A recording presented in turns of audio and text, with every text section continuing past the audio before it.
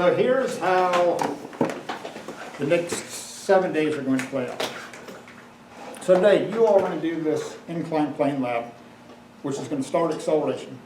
And then tomorrow, you all are going to watch the video that I just sent you an email link to. It was actually recorded live in a class I taught a couple years ago. It's just an introduction to these equations. You won't have an assignment that goes with that. So tomorrow, you all watch that video. If you're watching this at home, then if you're at home today, you're watching that video and you guys can do the lab tomorrow. Then on Wednesday, I'm going to send out like the second half of that lecture and then the assignment that will go with that. So on Wednesday, y'all are going to have an assignment. It's going to be due on Thursday. On Thursday in class, we're going to introduce gravity into these acceleration equations. And you'll get an assignment that's going to be due on Friday. On Friday, you can do a lab. Well, you guys won't. You're going to have to trust the people to get the data. Or we can collect the data. Hopefully we can collect that data on Friday. Or maybe Thursday when you guys are in class. So there's going to be 3 acceleration equations. You get the first one Wednesday, you get the second one Thursday, you get the last one on Friday. Then on Monday when you all are here, we're going to review. And then then on Tuesday, we're going to have the big acceleration test. So that'll be the first really big test. So again, if at all possible, I know it's your off day, okay, that a week from tomorrow. But if y'all could come in and you want to come in and take the test as part of the group again, which seemed to work out well, we can make that happen. So that's kind of the schedule. So lab today, assignment Wednesday, assignment Thursday, assignment Friday, and test a week from Tuesday. So that's kind of the idea. All right. So the whole purpose of this lab, I hate it. Gross. I feel like a cat. The whole purpose of this lab is to smash through this whole idea of acceleration and you all thinking that, oh, acceleration, negative acceleration means that you slow down and positive acceleration means that you speed up, okay? So the whole purpose of this lab is to smash through this. So typically with a unit, you kind of do the theory first and then you do the labs. Well, I wrote this lab specifically and we're going to start with this lab so that I can get you all out of this mindset right now in terms of this preconceived idea of acceleration and when it's negative and when it's positive and all this good stuff. So here's the main idea that I want you to get right from the beginning. And I've told you this before. When I talk about acceleration, that does not mean that it's speeding up. Okay? Acceleration in the physics class can be 3 things. You can make velocity vectors bigger, so that like there's v1, there's v2, okay? You can make the acceleration vector smaller, so there's like your first velocity vector, there's your second one, okay? So that's when you're slowing down. Or you can change the direction of those velocity vectors. So if you look at velocity vectors comparing one to the next, and if they are either changing in magnitude, getting bigger, changing in magnitude, getting smaller, or you're changing the direction of those, you're accelerating. Okay? So don't ever say the word decelerate. If you look at Newton's second law of motion, it's force equals mass times acceleration. There isn't a version of that when you're slowing down that says force equals mass times deceleration. Okay? It's just F equals ma. That's it. Okay? So I want you to get out of your minds right now the idea that acceleration always means that you are speeding up. It's not what that means. Okay, so in terms of the lab itself, here's what you're going to do. You're going to take a track like this, okay? Yours won't be this steep.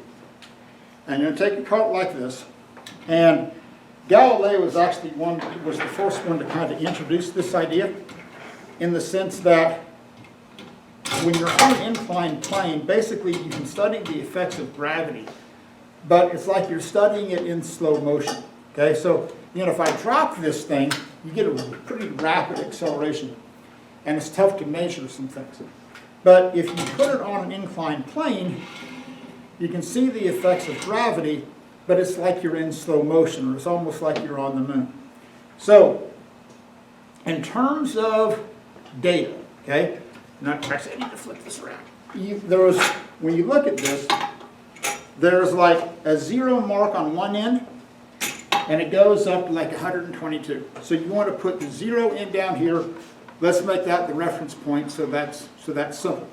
So the reference point is just going to be the bottom of the cart. Boom, here's where you're going to start.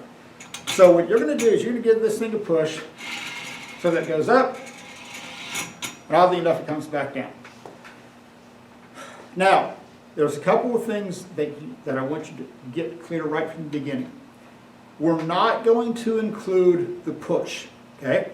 So we're going to start this analysis from the second that it leaves my hand, okay? So what that means, my velocity is not going to start at 0. My velocity is going to start at some positive value pointing up. And we're going to define anything going up as positive in terms of position, in terms of displacement, in terms of velocity, in terms of acceleration. Anything pointing up is positive, anything pointing down is going to be negative. So you're going to give it a push. Now, there's 7 of you on like a group of 3 and a group of 4. So let's say Hannah's going to be the pusher. So she's going to give this thing a push, and Riley's going to watch where it is kind of when it leaves her hand. So it might be like at the 23 centimeter mark, whatever this is. Now, this thing is laid off in centimeters. Make sure that you divide by 100 and you change that into meters. Okay? Even though this is centimeters, make sure that you work in meters.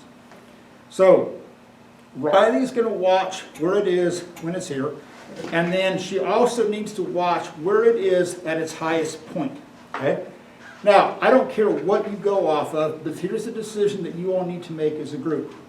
Either decide to go off the back of the cart and then watch where the back of the cart is up here, or watch where the front of the cart is and then watch where the front of the cart is up here. I don't care.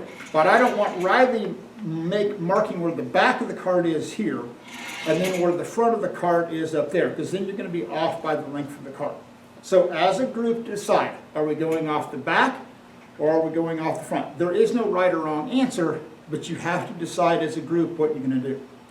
So you need somebody pushing, somebody watching where it is at the beginning, then keep track of where it is up there, and then when it's going to come back to this point. You need 2 people timing this. Okay? Now, unlike the cart lab where you timed it going up and you had somebody else time it going back, what we want to do is we want to time this thing from the second it lets go until it gets back to this point. You want to time the entire event, okay? But you probably want to have at least a couple people timing that so that you can make sure that the times are good. So again, you're going to start the timer as soon as it leaves their hand. It's going to go up, it's going to come back, and then when it gets back to that same point, that's when you stop the stopwatch. So this is going to be important. You're going to time the entire event from the second it leaves your hand, like this. Whoa, struck timer. Here we go, boom, up to when it gets back to that point. Okay? Don't time it up and then have somebody else time it on the way down. You're going to time the entire event. So let's just make up some data. So let's say that my initial position is at 24 and it goes up to whatever that is and you get some time. So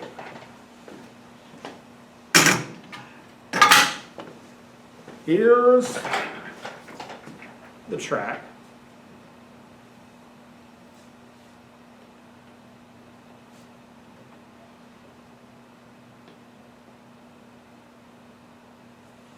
Okay. Here's the cart. Okay. And let's say that initial position where it left my hand was 0.24 meters, and let's say it went up to 1.04 meters. Okay, however far that went up.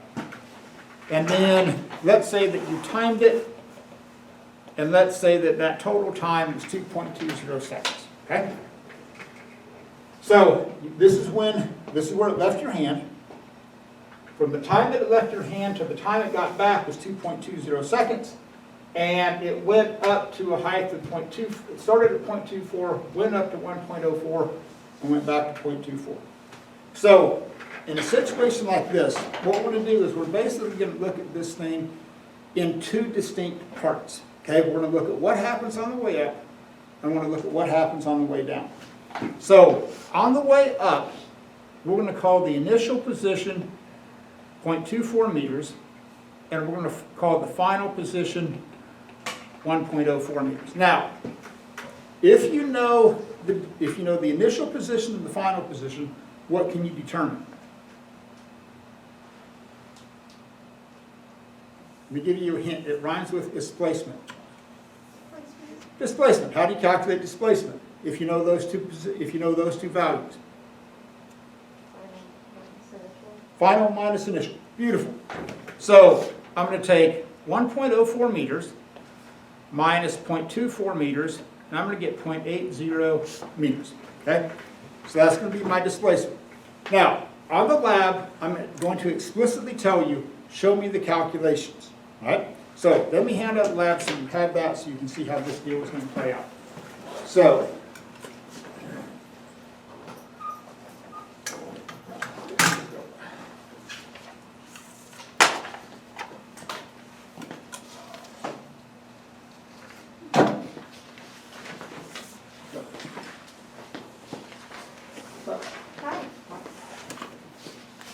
still no case of it, man. Yeah, you have the entire weekend. I'm sorry. That's okay. I just give them that. It's okay.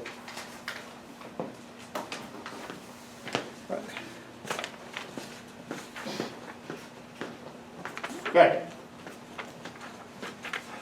So down here on line 6 in the procedure, in big bold letters I say, include all numeric values in every calculation.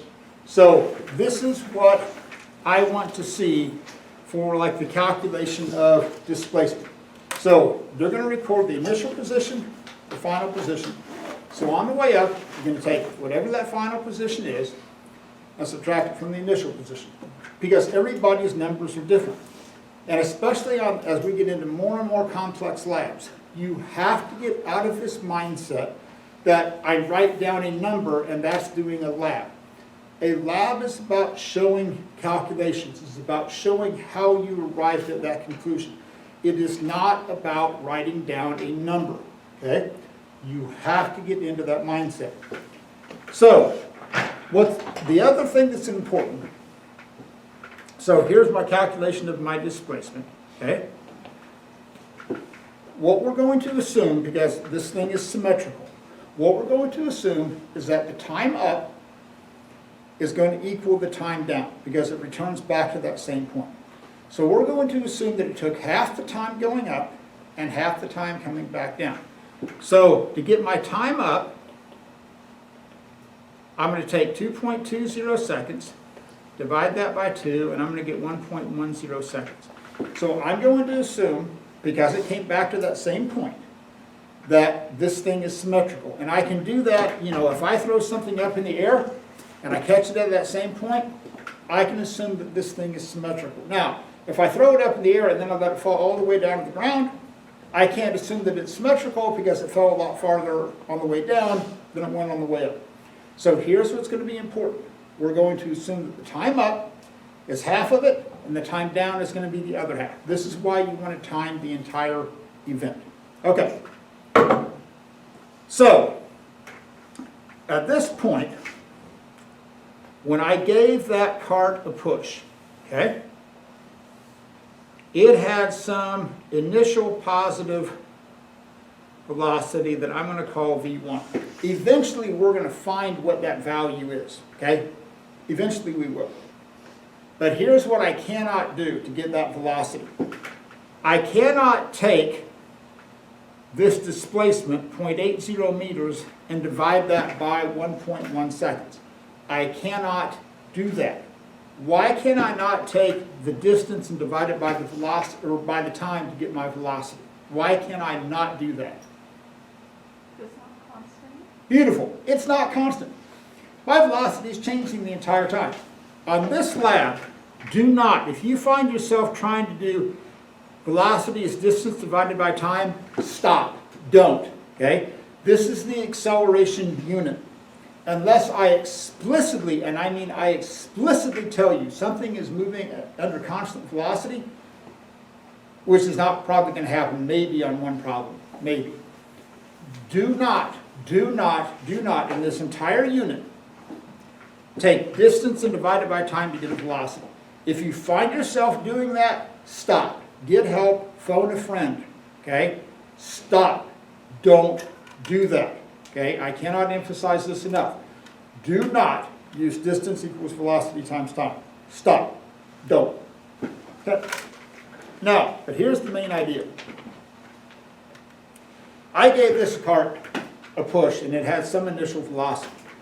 Now, as it rolls up, one of three things is going to happen. Either as it goes up, that velocity vector is going to get bigger. Okay? It's an option. The velocity vector is going to get smaller. That's an option. Or, what Mother Nature actually prefers is that the velocity vector stays the same. Mother Nature hates to change velocity vectors. Mother Nature will only change a velocity vector if there's an outside force acting on the system. So, here's your options. Velocity vector gets bigger, velocity vector gets smaller, velocity vector stays the same. Ms. Knizzo, what are your thoughts? Makes sense. Huh? That makes sense. But yeah, which one is it going to do? Is it going to get bigger? Is it going to get smaller? Is it going to stay the same? Huh? Bigger? So it's going to speed up as it goes up. No. No. It's going to slow down as it goes up. And so therefore my velocity vector should get Smaller. smaller. Okay? So there's V1. So then when you draw that second vector, you're going to draw that a little bit smaller. And then you're going to draw a third one maybe a little bit smaller than that. So this is one of the things you're going to have to do on this lab, is you're going to draw vectors like this. If you want me to think that these vectors are getting smaller, you draw them so I can noticeably see that they are getting smaller. Okay? If you think they're getting bigger, you draw them so I can clearly see that they're getting bigger. If you think they stay the same size, fine. Then draw them so they're the exact same size. But don't make me get a ruler out and try and guess if you change this thing by 0.1 centimeters. I'm not going to do it. Okay, so when you draw vectors, and you are on this lab, if you want me to think they're getting smaller, fantastic. Clearly make them get smaller. If you want me to get them bigger, draw them that way. If you want them to stay the same size, you draw them the exact same length. Okay, so Ellie's right. This thing's going to roll up the hill. These velocity vectors are getting smaller. They're positive, but they're getting smaller. So this means that I'm accelerating because my velocity vectors are changing. So since these are changing, therefore I'm accelerating. So Suzanne, I now know that I'm accelerating. So my acceleration vectors are going to do one of two things. Either my acceleration vectors are also going to point up the hill, because that's the direction of my acceleration, because that's the direction of my force. Or they're going to point down the hill in the opposite direction. And I'm going to have negative acceleration. So which one do you think? Is it my acceleration vectors, are they going to be positive and pointing up the hill, or are they going to be negative and point down the hill? Negative. Beautiful answer. Why? Because we're slowing down. And therefore the velocity and acceleration have to have Opposite sign. beautiful. So my acceleration vectors then are going to point down the hill. So I'm going to have some negative acceleration. Okay? Now what you'll see is that acceleration vector stays the same. And here's the reason why. I'm going to have this thing on an incline. Gravity is what's causing this thing to slow down. So therefore, if you look at F equals ma, we're not changing the mass. Gravity is providing the force, and that's a pretty constant force. So therefore, I'm going to have the exact same acceleration going up. So I'm going to have some negative acceleration, and that's going to stay the same as this thing is going up the hill. Okay? Now, when it starts down the hill, okay, so we'll draw that going down the hill. So Ellie, going down the hill, which direction are my velocity vectors going to point? Up the hill or down the hill? Down. Are they going to get bigger or are they going to get smaller? Bigger. They're going to get bigger. So on the way down, I'm going to say, oh, here's some negative velocity. Here's another, boom, they're going to get bigger. Okay? So which direction then are my acceleration vectors going to point? Up the hill, down the hill. How many vote down the hill? How many vote up the hill? Okay, here's the deal. I have negative velocity, right? Okay? Am I speeding up? Yeah. Therefore, the acceleration has to have, yeah, so now I have to have, so what you're gonna see is that I'm gonna also have negative acceleration going down the hill. So I'm gonna have negative acceleration going up the hill. And that you all are cool with that idea. That fits into your wheelhouse. Oh, right, negative acceleration, I'm slowing down. Okay, you all like that idea. But what you want to do on the way down, because it's speeding up, you all want to switch that sign and make it say, oh, I'm going to have positive acceleration because I'm speeding up. Because you all want to associate positive acceleration with speeding up. Okay? You're not. This thing is still going to have negative acceleration, but that negative acceleration, because it has negative velocity, is going to make it speed up. Okay? So, this is the whole purpose why I wrote this lab, is to force you to understand that I'm going to have negative acceleration on the way up, and I'm going to have negative acceleration on the way down. Okay? So when I ask you, if something's slowing down, what's the sign of the acceleration? The only time you're going to slow down with negative acceleration is if you have positive velocity. Okay? So negative acceleration by itself doesn't mean that you're slowing down. Negative acceleration means you slow down if you also at the same time have positive velocity. Because if you have negative acceleration, negative velocity, guess what? You're going to speed up. Okay? Got that? Clear as mud. Fantastic.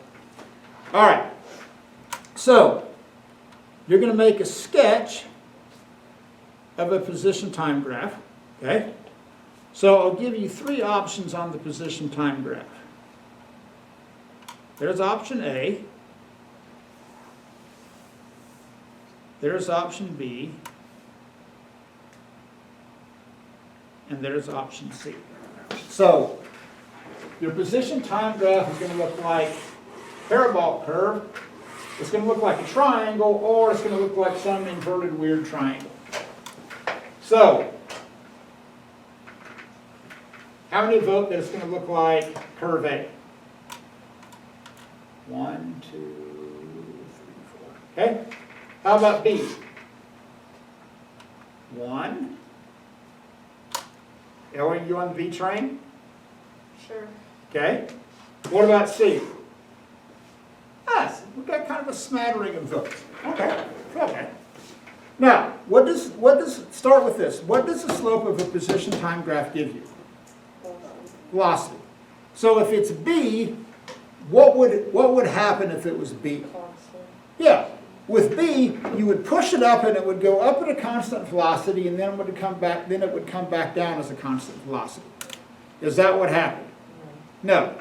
So let's make the B train go away. Okay? Because it doesn't have constant velocity. It does. It did show a change in direction, which is cool, but it's not. That isn't what happened. Now, if it was C, what would physically happen with C on the way up? What would it be doing? It would be speeding up on the way up, which would be cool to watch. Because what would happen with C is that I'd give it a push, and it would start slow, and then it would speed up, and then it would start back down, and then it would slow down right before it got in my hand. So you'd start slow, speed up, and then slow back down right before it got to that point. C would be the cool one to watch, but that's not what happened. So let's get rid of, bless you. Thank you. You're welcome. Let's get rid of C. So why is A right?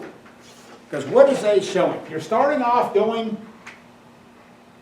slow or fast. And then you're slowing down, and at the top, where are you at? What's happening right here? What's your velocity? 0. Because what are you doing? Stopping to change direction. And then you have negative velocity, and then it's going to speed back up. So this is what your position time graph is going to look like. It's a simple sketch. So in this situation, if you look at the numbers that you've got, That's going to be 1.10 seconds, and then you're going to have 2.20 seconds out here. So this is going to be at half the time. This is going to be when you get back down, okay? So you're here, boom, back down, simple as that. Now, your velocity time graph. Velocity time graph is going to get tricky, okay? And again, I'm going to give you 3 options on your velocity time graph.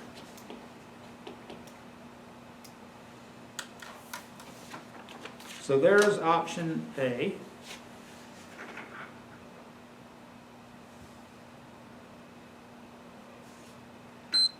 There's option B.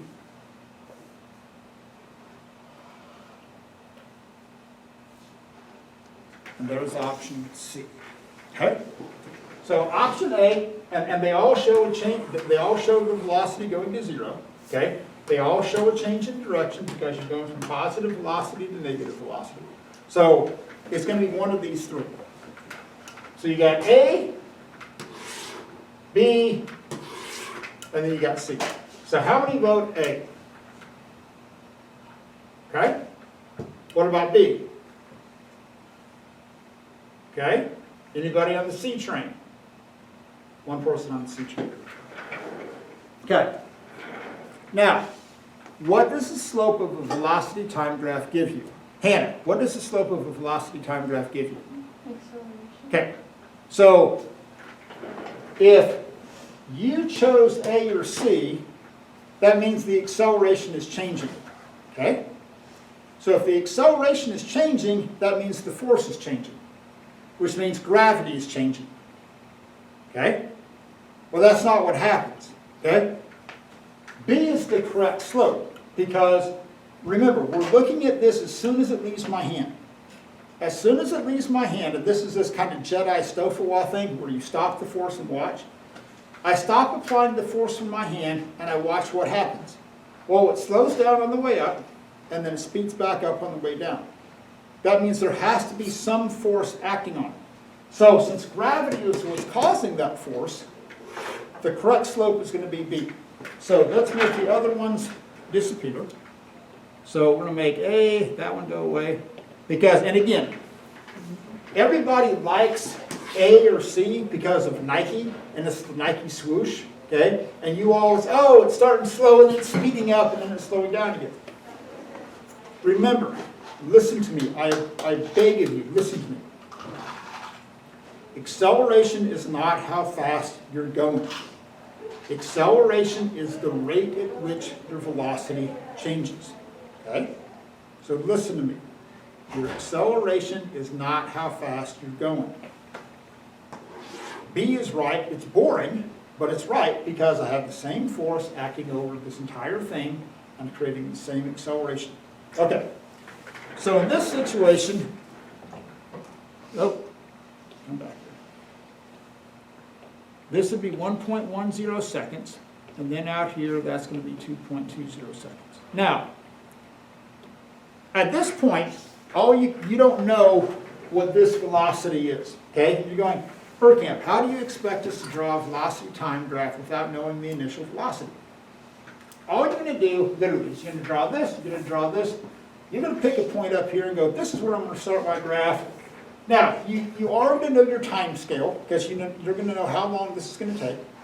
To go from here, and then 2.20 seconds is when you're back with some negative velocity. So you know this point in time, you don't know that point in time, but you're not going to know this. So the only thing you can do is draw this, pick a point, take your ruler, draw a straight line. That's all you can do. You're going, oh, come on, Bergkamp, you're killing me. But this is where we're going to get clever. Okay? We're going to get clever. We're going to calculate that initial velocity. Now, here's the problem with calculating velocity in a situation like this.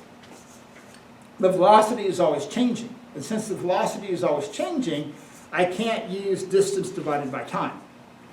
But this is where we're going to get clever. Now, on a velocity time graph, what does that area underneath in that triangle represent? Displacement. Okay, so this area, right, and I'm going to take advantage of this, is going to equal displacement. Okay? We're going to know that. Because if you go back up, on the way up, my displacement on the way up was 0.80 meters. I knew how far this thing goes up. So I know my area down here is going to be 0.80 meters. Because I'm going to know the initial position of the cart and I'm going to know the final position of the cart on the way up. Now, Riley, how do I calculate the area of a triangle?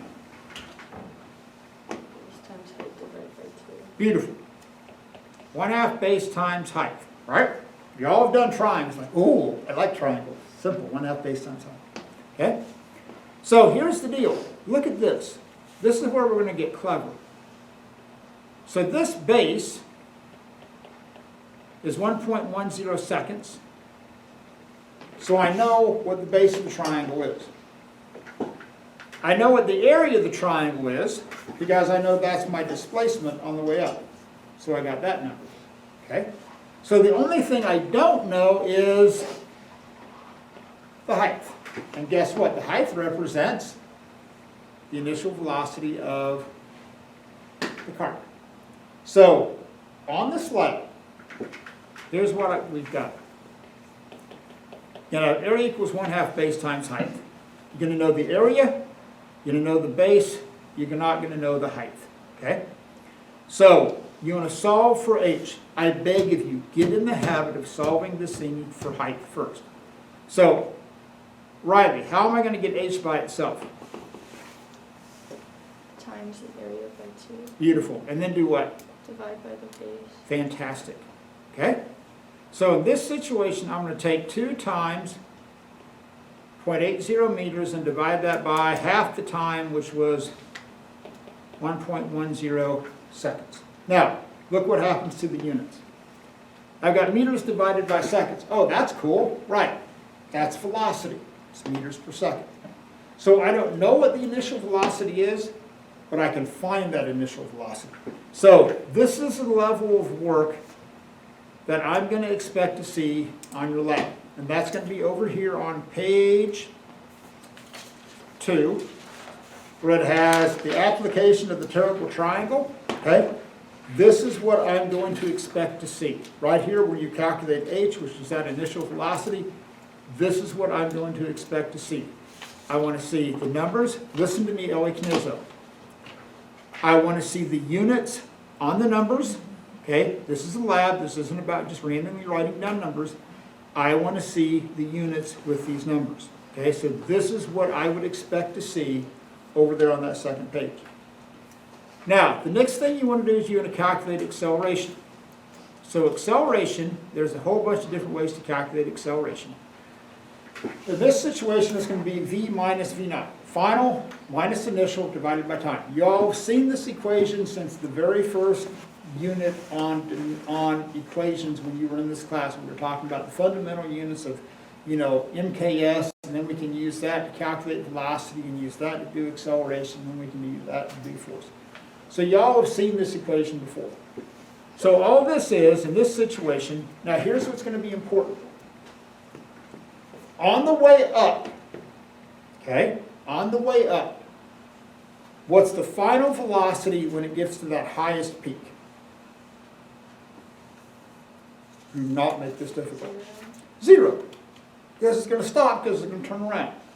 So on the way up, I'm going to have 0 minus whatever I get for this initial velocity here, which is just going to be, for now, it's just a positive number, okay? And then I'm going to divide that by 1.10 seconds. So I'm going to take 0 minus a positive number. So right away, what's the sign of my acceleration? Negative. Oh, so now I'm going to have negative acceleration. So here's what I want you to look at. At this point, there's 3 ways you know that you're going to have negative acceleration. Here's clue number 1. My velocity vectors, on the way up, my velocity vectors are getting smaller, so my acceleration vectors are pointing down the hill. That's one way I know I'm going to have negative acceleration. The other way I know I'm going to have negative acceleration is because my velocity time graph is a negative sloping line coming down like that. And the slope of the velocity time graph gives me acceleration. So this is going to prove that I'm going to have negative acceleration. And it's going to have negative acceleration the entire time because it's always a negative slope. The other way that I know I'm going to have negative acceleration is mathematically. So on the way up, I'm going to have a 0 minus a positive number divided by time, so I'm going to have negative acceleration on the way up. Okay? Now, everybody's cool with that one. Oh, okay, negative acceleration, I'm slowing down. Got it, Bergkamp, no worries. Now, on the way down though, and this is the whole purpose of me writing this lab. On the way down, you all want to make acceleration positive because it's speeding up. Now look, on the way down, you're going to have negative acceleration because the arrows are pointing down because that's the direction the velocity vectors are pointing. On the way down, you're going to have negative acceleration because you have a negative sloping line in your velocity time graph. Now, on the way down, and this is what's going to be important, here's on the way down, you're going to start at 0 and you're going to end up with some negative velocity. So on the way down, this is going to be a negative number, because you're going to end up at some negative number, minus 0 divided by time, and I'm still going to get negative acceleration. So there's, count them, 3 different ways that I want you to view acceleration. Okay? All of them lead to the same conclusion that that's going to be negative. So when you get to number 17 and number 19, here's how you're going to calculate that acceleration. You're going to have v minus v naught over time. So that's how you're going to calculate that acceleration on those two. When you get to number 21, when you get this set up, call me over. I'm going to take my phone and I'm going to record the angle. What 21 is going to get you is the theoretical value of the acceleration. Okay? So you're going to take the sine of the angle, which is probably going to be around 3 degrees, whatever yours happens to be, and then you're going to multiply that by negative 9.8 meters per second squared. That's the acceleration caused by gravity. That x is not an unknown variable. Okay? It's just multiplied. So you're going to take negative 9.8 meters per second squared times the sine of whatever you have for your inclined plane angle. Okay? That x is not an unknown. It just means multiply. So over on page 3, on 22, you're going to calculate your experimental error. So number 22, remember, experimental error is theoretical minus experimental divided by theoretical. And that's on your equation sheet. It's like an absolute value.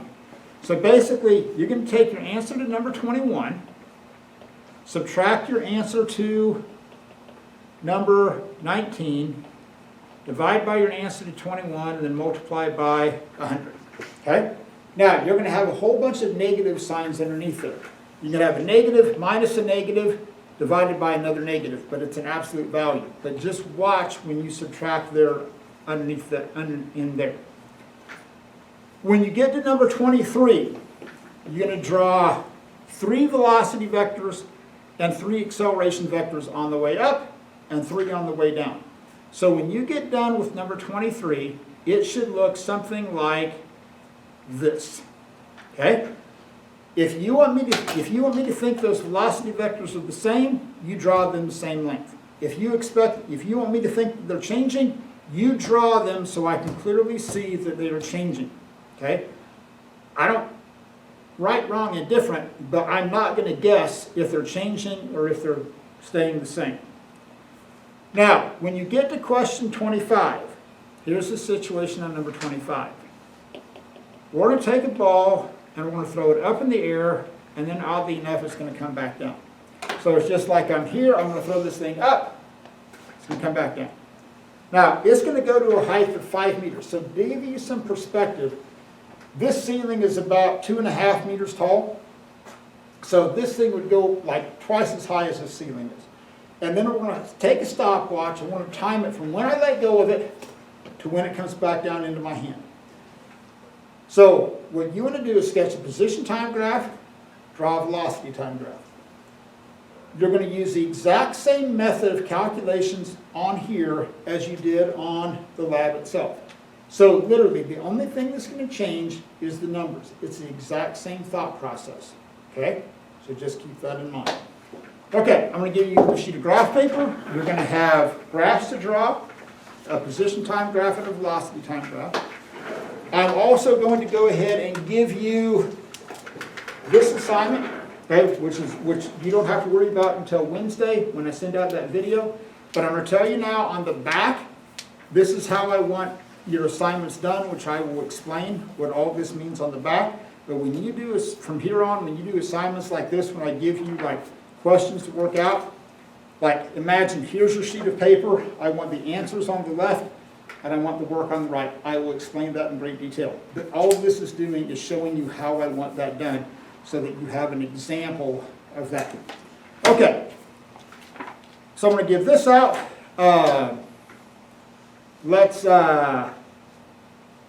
We'll take that Zoom camera back, and how many people are zoomed in? Okay, so that way they can watch you do the lab so you guys get an idea of what's going on in the lab. I'll hand this out. I am done. This lab I want on Wednesday, okay? By Wednesday, okay? By Wednesday. So, actually no, yeah, Wednesday. Because I know what answers you guys will have, and I'll answer your questions on when I send out that video on Wednesday. So I'll I'll summarize this lab on that video on Wednesday. So I just need this by like late in the afternoon or, evening on Wednesday. Hand this out.